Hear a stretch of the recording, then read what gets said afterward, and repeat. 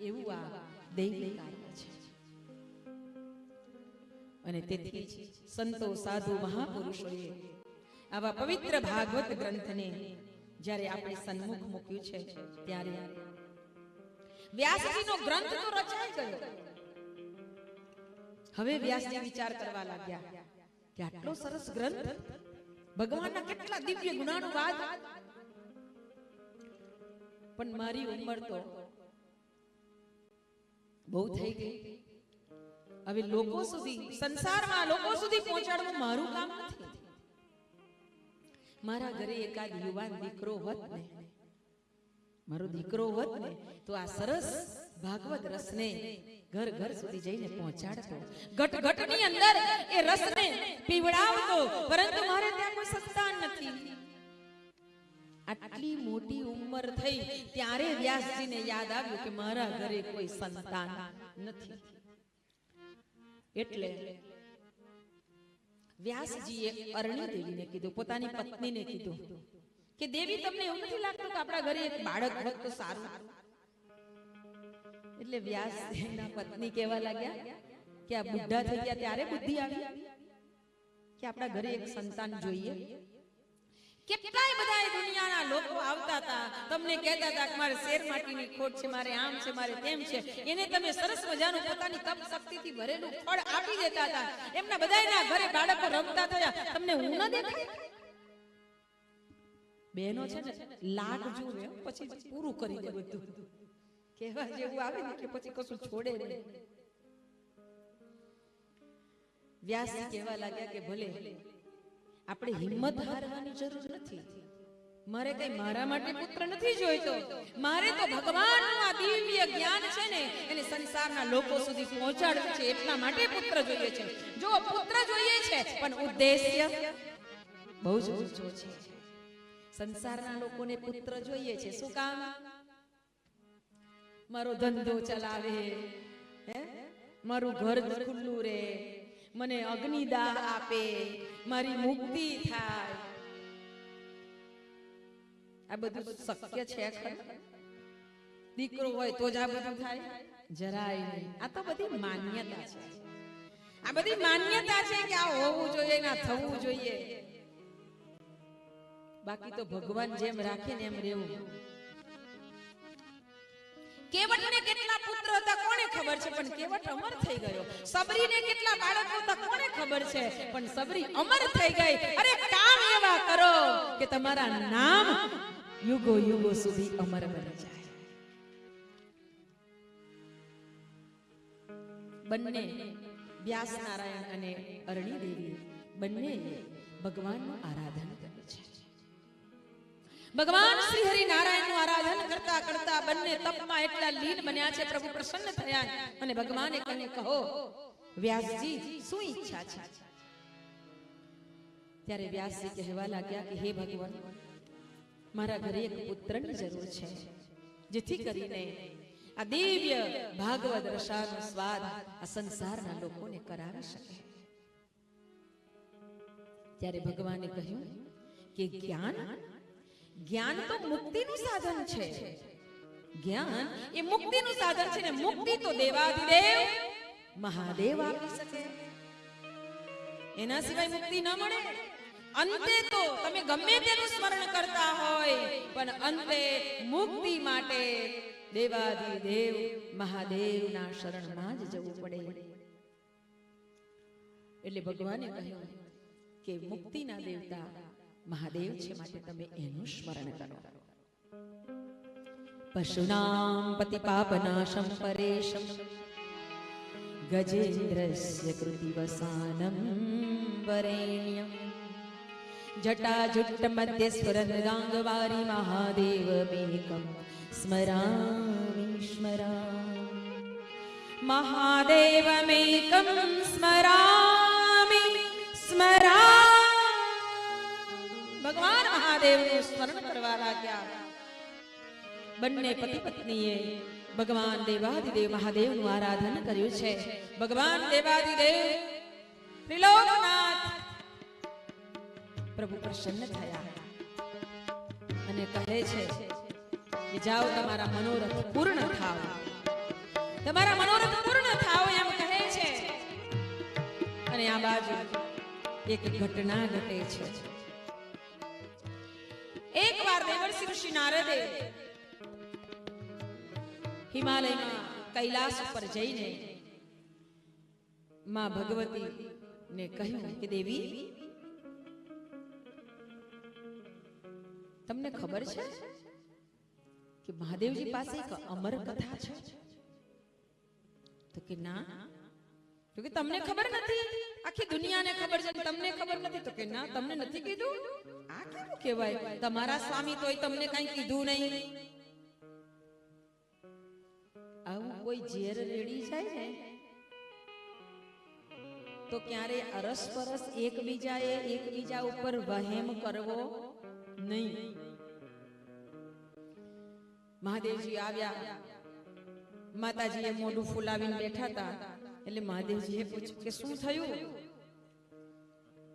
આ મોઢું કેમ આવું વાંકું થઈ ગયું છે? તો કે દુનિયાના લોકોને બધાને ખબર છે, મને જ ખબર નથી. તો કે શેની ખબર નથી? તો કે તમે તો અમર કથા જાણો છો ને મને કઈ કીધું જ નહીં. તમે તો ન જાણે કેટલું મારાથી છુપાવતા હશો.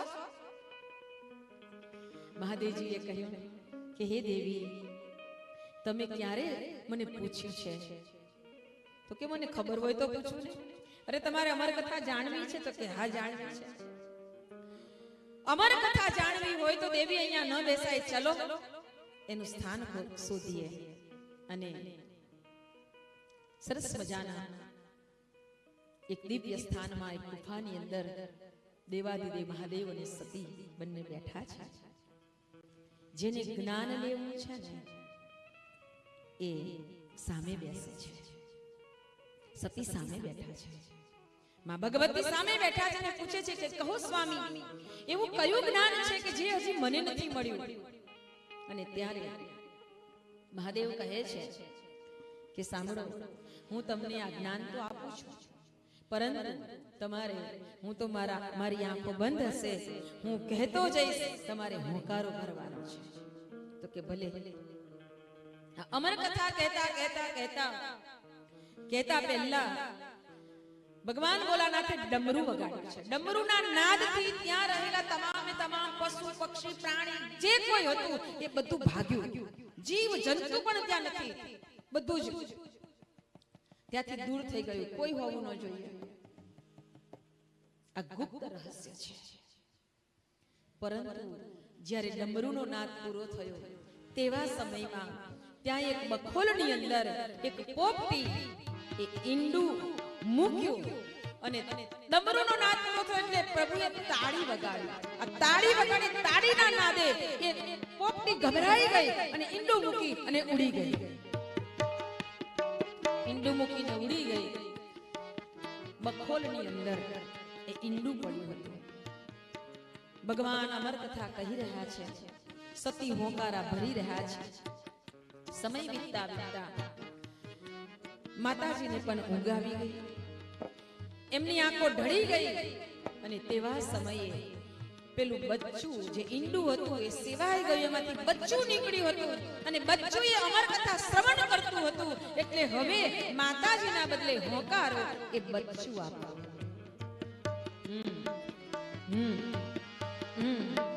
એટલે મહાદેવજીની કથા ચાલી કથા પૂરી થઈ. મહાદેવજીએ આંખ ખોલી તો જોયું કે આ તો ઊંઘે છે. તો પછી હોંકારા કોણ ભરતું હતું? ને જ્યાં મહાદેવજી પોતાના આંખ ખુલ્લી કરે છે ને ત્રીજું નેત્ર ખોલવાની તૈયારી કરે છે અને એનો જે ક્રોધ હતો, એમની અંદર જે ઉગ્રતા હતી એને જોતા બચ્ચું ગભરાઈ ગઈને પાંખો ફફડાવી અને બચ્ચું ઉડ્યું. ભગવાને પોતાનું ત્રિશૂળ એની પાછળ છોડ્યું છે. એ ત્રિશૂળ પાછળ, બચ્ચું આગળ. એ જ સમયે વ્યાસ નારાયણના પત્ની અરણી દેવી સવારનો સમય છે, આંગણ વાળી રહ્યા છે અને બગાસું આવ્યું. જેવું બગાસું આવ્યું એટલે પોપટનો ચોલો એટલે કે શરીર છોડીને એનામાં રહેલો જે આત્મા હતો એ દઈને અરણી દેવીની અંદર ઉતરી ગયો. અરણી દેવીને કંઈક મહેસૂસ થવા લાગ્યું. સમય વીત્યો. એમને વ્યાસજીને કહ્યું કે મને કંઈક ભારે પણ લાગે છે. ભગવાને આપણા પર કૃપા કરી છે. ભગવાનના સ્વમુખે સાંભળેલી આ અમર કથા જે આત્માએ સાંભળી હતી એ આત્મા પણ શિવ અંશ કહેવાય છે.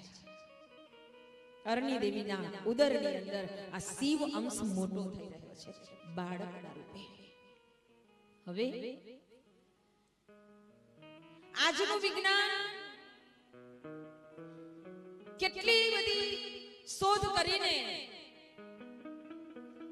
આજે વાંજિયા મેનું ટાળવા માટે થઈને તમામ પ્રકારના અદ્યતન સાધનો દ્વારા બાળક પેદા કરાવી શકાય છે, પરંતુ હજી આ ટેકનોલોજી વિજ્ઞાન પાસે નથી જે આપણા ઋષિ મુનિઓએ બતાવી છે.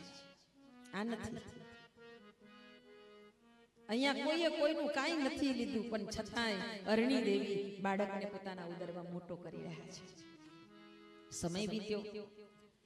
18 મહિના થયા, હજી બાળક બહાર નથી આવતું. અરણી દેવીને બહુ તકલીફ થાય છે, અત્યંત તકલીફ થાય છે.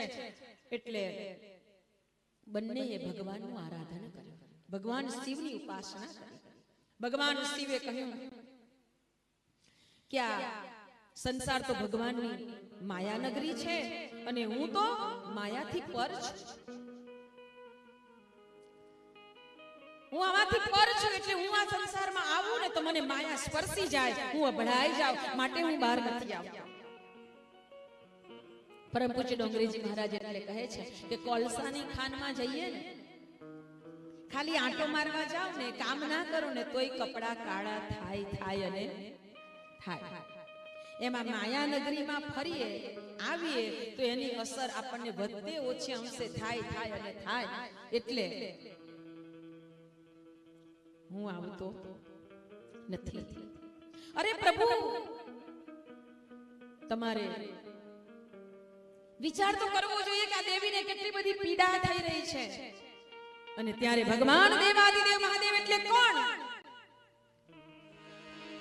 અજન્મા, અવિકારી, નિર્વિકારી, મનોબુદ્ધંકારી, ચિત્તાની નાહમ, ન ચ સ્તોત્ર જીહવે, ન ચ ધ્યાન નેત્ર, ન ચ વ્યોમ ભૂમિ, ન તેજો, ન વાયુ, ચિદાનંદ રૂપ શિવોહમ, શિવોહમ, ચિદાનંદ રૂપ શિવોહમ, શિવોહમ.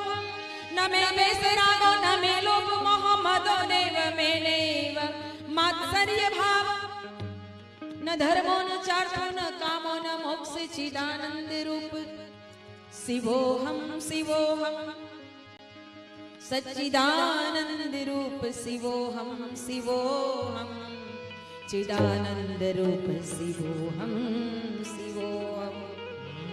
શિવ શિવ શિવ શિવ શિવ શિવ શિવ શિવ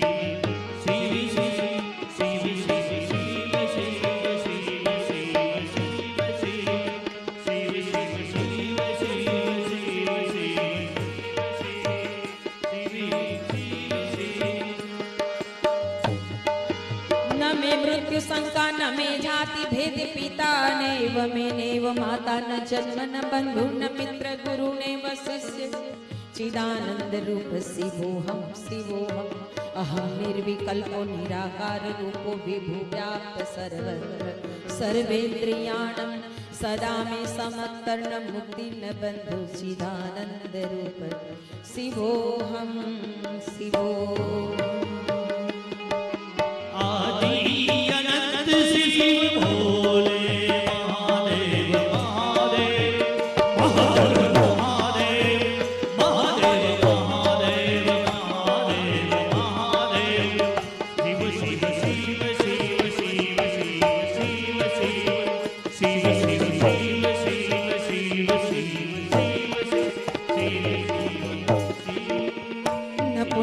पापम न शोक्यम न दुखम न मंत्रो न तीर्थ न वेदा न यज्ञ, अहम भोजनम नैव भोज्यम न भोक्ता, चिदानंद रूप शिवोहम, शिवोहम.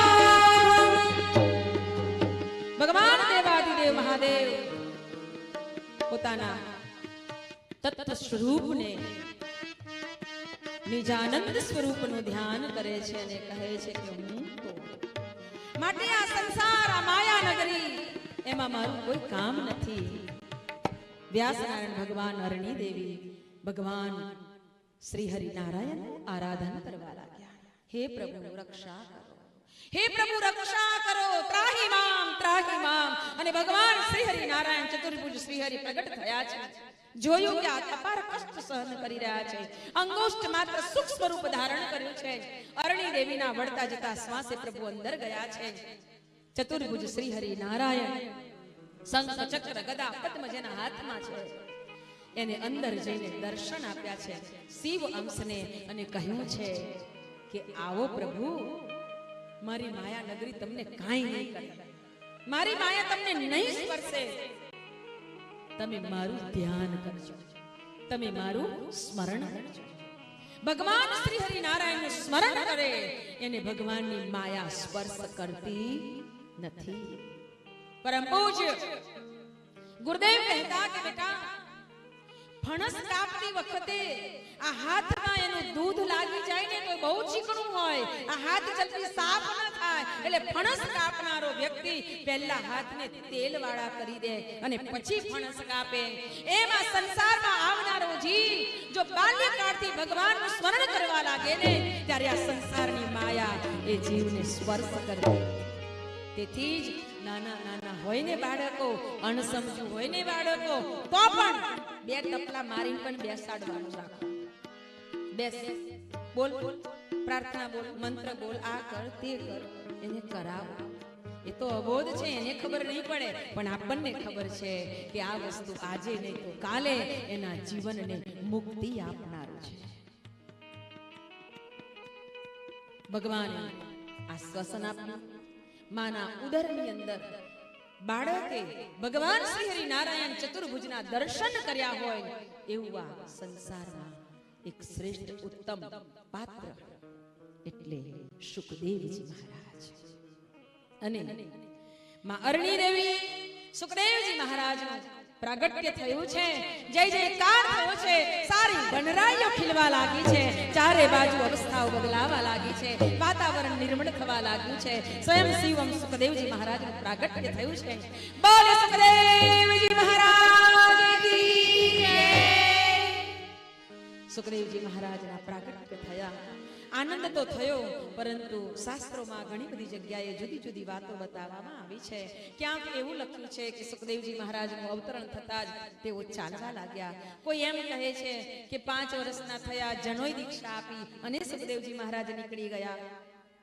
જે તે સમય, જે તે અવસ્થા શું હતી એના ઉપર ચર્ચા નથી કરતા, પરંતુ એટલી વાત ચોક્કસ છે કે સુખદેવજી મહારાજ બાલ્ય અવસ્થાથી જ આશ્રમ છોડી અને તેઓ જંગલમાં નીકળી ગયા હતા. કારણ કે એ બાળકે માના ઉદરમાં ભગવાનના દર્શન કરી લીધા હતા. એને આ સંસારના કોઈ પણ તત્વોની સાથે મેળ નતો બેસાડવો, માયા સાથે જોડાવું નહોતું. એટલે કે બાપનું મોઢું જોવું, માનું દૂધ પીવું ને તો પછી એ દૂધનું પણ મને ઋણ ચડે અને મારે એ બધું ચૂકવવું પડે અને મારે એ માયામાં બંધાવવું પડે. એટલે ત્યાંથી ચાલી નીકળ્યા હતા. દીકરાને જતો જોઈ વ્યાસનારાયણ પાછળ પાછળ દોડ્યા છે. રડે છે, અહો પુત્ર ઉભો રહે, મને તને જોઈ તો લેવા દે, રમાડી તો લેવા દે. પણ સુખદેવજી મહારાજ તો આગળ ને આગળ ચાલ્યા છે. એક ઝાડ નીચે બેસી વ્યાસજી રડી રહ્યા છે. આ રડતા વ્યાસજીને ઝાડવાઓએ નીચા નમી નમીને આશ્વાસન આપ્યું છે. અરે તમે તો કેટલા જ્ઞાની છો, તમે તો કેટલા પ્રખર પ્રજ્ઞાવાન છો, અને તમે કેમ રડો છો? પુત્ર પ્રેમમાં, પુત્ર મોહમાં રડાય નહીં. અમને જુઓ. આ ઝાડવા કહે છે કે અમને જુઓ, અમારા બાળકો, અમારા પુત્રો એટલે અમારા ફળ. જ્યારે અમારી ઉપર ફળ લાગે છે ને ત્યારે તો અમે ઉલટા ઝૂકી જઈએ છીએ, નમી પડીએ છીએ અને રસ્તે આવતા જતા વટે માર્ગોને કહીએ છીએ કે લઈ જાઓ, અમારા ફળ તમે લઈ જાઓ અને તૃપ્ત થાઓ. અમે તો વહેંચી દઈએ છીએ અને તમે આવા જ્ઞાની પુરુષ થઈને એક પુત્ર માટે રડો છો. વ્યાસનારાયણ ભગવાનને થયું કે વાત સાચી છે. મારા જે ઉદ્દેશ્યથી મેં પુત્રને માગ્યો છે એ ઉદ્દેશ્ય જરૂર પૂર્ણ થશે, પરંતુ મારે સમયની પ્રતીક્ષા કરવી પડશે. વ્યાસજી અહીંયા આપણને એ પણ બોધ આપે છે કે તમે ક્યારેય પણ કોઈ પણ સંકટમાં હો, કોઈ પણ વિપત્તિમાં હો, ત્યારે ડરો નહીં, રડો નહીં, નિરાશ ન થાવ. પ્રકૃતિમાંથી પણ આપણને પ્રેરણા મળે છે. આ વૃક્ષો પણ આપણને શીખવાડે છે, હે ને? તમે ખુલ્લા આકાશ નીચે બેસી જાઓ, જ્યારે તમને આમ અશાંત લાગે ત્યારે ચંદ્રમાને જુઓ, તારાઓને જુઓ, આકાશને જુઓ, વનસ્પતિઓને જુઓ. એમાંથી પણ આપણને ઘણી બધી પ્રેરણા મળે છે. વ્યાસજી પાછા વળ્યા, આશ્રમમાં ગયા. આશ્રમમાં રહેતા બાળકોને હવે વ્યાસનારાયણ ભગવાન ભાગવત ભણાવવા લાગ્યા. ભાગવત ભણાવતા ભણાવતા બાળકોને કહ્યું કે હવે તમારે થોડા શ્લોક કંઠસ્થ થયા છે. ગાયો ચરાવવા જાઓ ને તો તમારે આ શ્લોકનું ગાયન કરવાનું, ગાવાનું, જેથી કરીને તમને વધારે પાક્કા થઈ જાય, કંઠસ્થ થઈ જાય. અને જ્યારે તમને કોઈ જિજ્ઞાસાવશ પૂછે કે તમે આ ક્યાંથી ભણ્યા, તો એવો જિજ્ઞાસુ કોઈ મળે ને એને તમે અહીંયા લઈ આવજો. વ્યાસજી એક આશા રાખી અને બાળકોને ભણાવવા લાગ્યા. ભણાવતા ભણાવતા એકવાર સમય વીત્યો છે. આ બાજુ સુખદેવજી મહારાજ બોરિંગ નાગ જે ઝાડીઓમાં છુપાયેલા હોય ને એવા ઝાડીઓની અંદર દિગંબર અવસ્થામાં તપ કરી રહ્યા છે. ભગવાન નિજાનંદ સ્વરૂપમાં મસ્ત છે. ઘણા એમ કહે કે ભગવાનને નિરાકાર રૂપે પૂજો, નિરંજન સ્વરૂપને પૂજો, અલખનો ધણી છે એવી રીતે પૂજો. અને ઘણા એમ કે સાકારનો સહારો. સાકાર અને નિરાકાર બંને એ જ છે. સાકાર એક પગથિયું છે, એ પગથિયું ચડીને નિરાકાર સુધી પહોંચવાની સરળતા રહે છે. મય્યાવેશ્ય મનો એમાં નિત્ય યુક્ત ઉપાસતે શ્રદ્ધયા પરયોપેતાસ્તે મે યુક્ત તમામતા. ભગવાન શ્રી કૃષ્ણ પરમાત્મા ભક્તિ યોગમાં એટલે આપણને કહે છે કે તમારી શ્રદ્ધાથી તમે સાકારને પણ લઈ અને મને ઉપાસિત કરી શકો છો, મારા સુધી પહોંચી શકો છો. જરૂરી નથી કે આને આ ગમે છે એટલે આમાં જ બધાને રુચિ હોય. જેને જે તત્વ સ્વરૂપ જે ગમે એ સ્વરૂપને સ્મરી શકે છે. વાત તો એક જ છે. ભગવાન ના નિજાનંદ રૂપમાં મસ્ત બનીને સુખદેવજી મહારાજ તપમાં લીન છે. આ બાજુ બાળકો ગાયો ચરાવવા જાય ને ત્યારે કંઠસ્થ કરેલા શ્લોક ગાય છે. બરહાપીડમ નટવરવપુ કર્ણયો કર્ણિકારમ બિભ્રદવાસ કનક કપિશમ વૈજયંતીમ ચ માલમ રંદ્રાણ વેણોર્ધર સુધયા પૂરયન ગોપવૃંદે વૃંદારણ્યમ સ્વપદચરણમ પ્રાવિશત ગીત કીર્તિ વંશે વિભૂષિત કરા નવનીરદાભા પીતાંબરાદરુણ બિંબ ફલાધરોષ્ઠા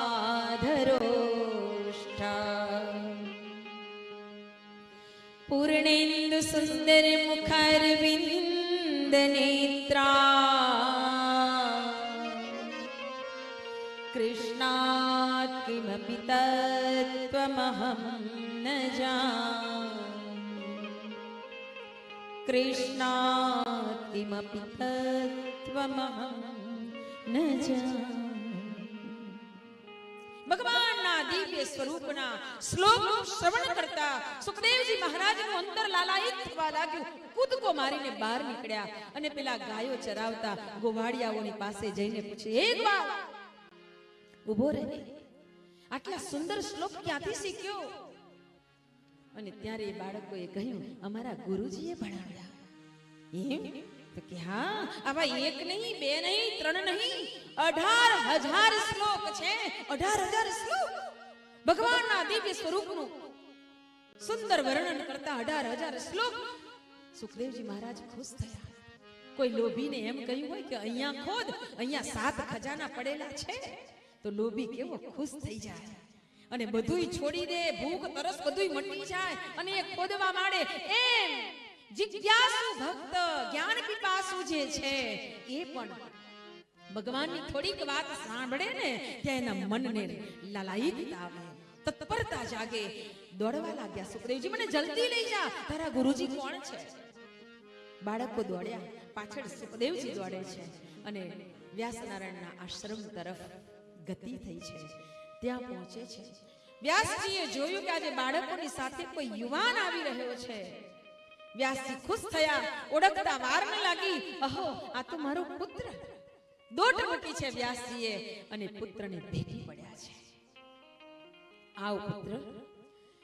સુખદેવજી મહારાજ વ્યાસનારાયણના ચરણમાં પડી જાય છે અને કહે છે કે પિતાજી, હું ભાગવત ભણવા માંગુ છું. હું ભાગવત ભણવા માંગુ છું. વ્યાસનારાયણ ભગવાનની આંખમાં આંસુ આવ્યા છે કે ઓહો, હે પ્રભુ, કેટલાય વર્ષો પછી મારી પ્રતિજ્ઞા પૂરી થશે, મારા હૃદયનો ભાવ પૂર્ણ થશે. હૃદયમાં અંતરમાં સારા ભાવ રાખો, આજે નહીં તો કાલે મારો ભગવાન એને જરૂર પૂર્ણ કરશે, કરશે અને કરશે. આજે અહીંયા બેઠા પછી આ યુવાન ટીમે આજ સુંદર પ્રસંગ હાથ ધર્યો છે ને, ત્યારે એવા કેટલાય યુવાનોના દિલની અંદર આ વાત સ્પર્શી છે અને અંદરથી ભાવ જાગૃત થઈ રહ્યા છે કે આપણે પણ આવો એક પ્રસંગ કરવો જોઈએ. જરૂર હૃદયમાં ભાવ કરશો ને તો મારો ભગવાન પૂરો કરશે. એની વ્યવસ્થા ધીમે ધીમે ધીમે બનતી જશે. પ્રતીક્ષા કરો, પ્રયત્ન કરો. ઈચ્છા, યત્ન અને અનુગ્રહ, આ 3 વસ્તુ, આ 3 પરિબળ કામ કરે છે. ઈચ્છા કરો, ભગવાનની સન્મુખ ઈચ્છા કરો, હે પ્રભુ, મને આવો ભાવ થયો છે, મને આવો સંગ મળે, આવા 5-10 મારા સ્વજનો ભેગા થઈએ અને અમે આવો સરસ પ્રસંગ કરીએ. ઈચ્છા કરો. ઈચ્છા પછી યત્ન જોઈએ, પ્રયત્ન કરવો પડશે. પ્રયત્ન કરો, અનુગ્રહ પરમાત્માનો મળશે અને અનુગ્રહ વર્ષે ને તો આ કાર્ય સિદ્ધ થાય અને થાય જ છે. અને આ ભગવદ કાર્યનો અનુગ્રહ અવશ્ય પૂર્ણ થાય. વ્યાસનારાયણ ભગવાન સુખદેવજી મહારાજને ભાગવત ભણાવે છે. ખુશ થયા. હવે આ ભાગવત સરિતા વહેલી થશે અને સંસારના લાખો કરોડો જીવોનું કલ્યાણ થશે, એવો કલ્યાણમય ભાવ વ્યાસનારાયણ ભગવાનમાં પ્રગટ થયો છે. અને આટલી મહેનતથી મળેલું આ દિવ્ય જ્ઞાન સરિતા આપણા દર્ભાવતી નગરીમાં આજે મારી યુવાન દીકરા દીકરીઓના હૃદયની ભાવ સંવેદનાને લઈ અને પ્રવાહિત થઈ રહી છે. ત્યારે બિનસરતી સ્નાન કરી લ્યો અને ગંગામાં ડૂબકી લગાવી દો. ડૂબકી લગાવો તો એવી લગાવો, આ કથા શ્રવણ કરો ને તો લગનથી શ્રવણ કરવી પડે, તત્પરતાથી શ્રવણ કરવી પડે, અંદરનો ભાવથી ભાવ જાગૃત કરીને શ્રવણ કરવી પડે. લગન કેવી લગાડા? એવી લગાડો જેવી લગન ગિરધર ગોપાલ માટે મીરાને લાગી હતી. મીરાના હૃદયની અંદર જેવી લગન હતી ને, મેરો તો ગિરધર ગોપાલ દૂસરાનો કોઈ બસ, એવી લગન આપણા હૃદયમાં લાગેલી છે. ऐसी लागी लगन मीरा हो गई मगन, ऐसी लागी लगन मीरा हो गई मगन, वो तो गली गली